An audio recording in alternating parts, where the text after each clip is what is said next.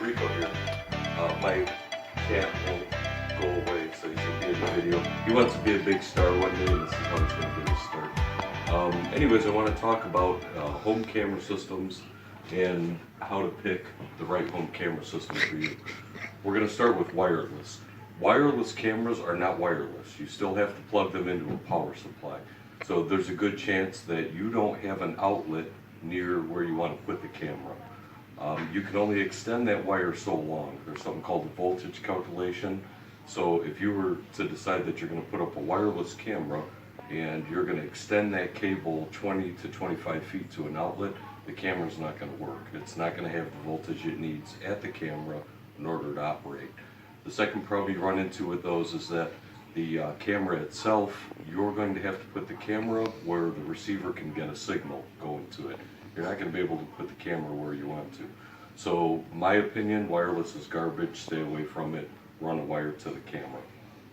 Okay, what type of system to choose? There's a lot of manufacturers out there, a lot of different people that make camera systems, and we're just reviewing residential cameras. Personally, I like Samsung.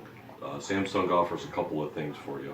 You can call them, they will answer the phone, and that person that answers the phone speaks English. You are going to need support at some point in time with your camera system.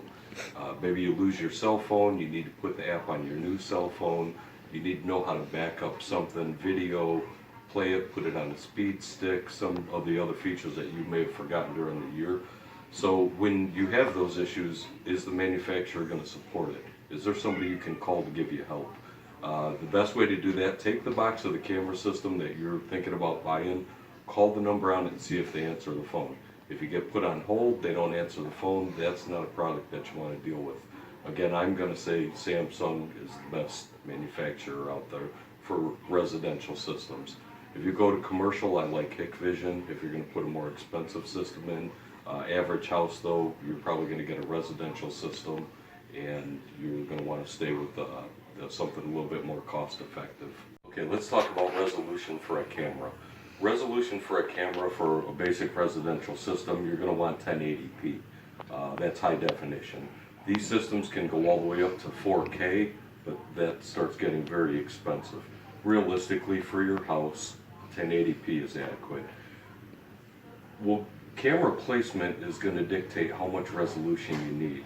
If you're able to put the camera close to what it is you're trying to view, you don't need an extreme resolution. But for example, if I have a long driveway and I want to look all the way down the driveway and see what's going on at the end of that driveway, then maybe I have to get a higher resolution camera so that when I blow that picture up, it doesn't pixelate. But for the average house, 1080p should be fine. Okay, IP or analog cameras. IP cameras have advantages over analog or digital cameras, but they have the disadvantage of cost. An IP camera is going to allow you to get inside the menu of the camera and make changes, where analog cameras typically don't have that feature or don't do that.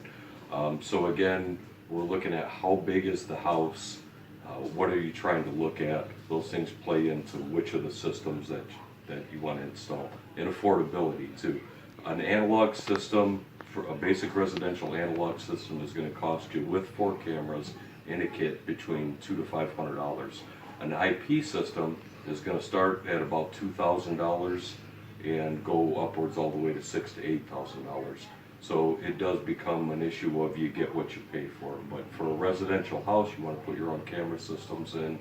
Analog is fine. Okay, let's talk about hard drive size. Generally, it's not necessary to get an extremely large hard drive. If you have an incident at your house, you're going to know within a week or two.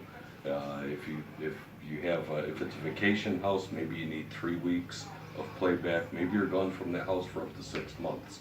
So if it's for your house that you're living at, you're going to have an incident, you're going to know right away that something happened. You don't need to retain that much information. The size of the hard drive is going to regulate the cost of the system. So a standard 1 terabyte hard drive should be fine for your house. If it's a vacation house, a place where you're not at, and you want to retain up to 6 months worth of programming, you may have to go to 4 to 6 to 8 terabytes of hard drive size. But for the most part, 1 terabyte should do it for your house that you're in. Another feature of cameras are the day-night cameras.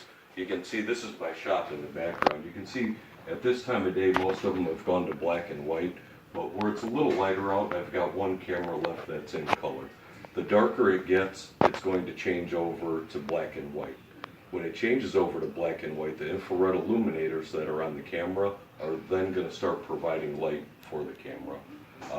You're never going to have as good of a picture at night as you are during the day when the sun is out, but IR cameras, infrared cameras, do provide their own light.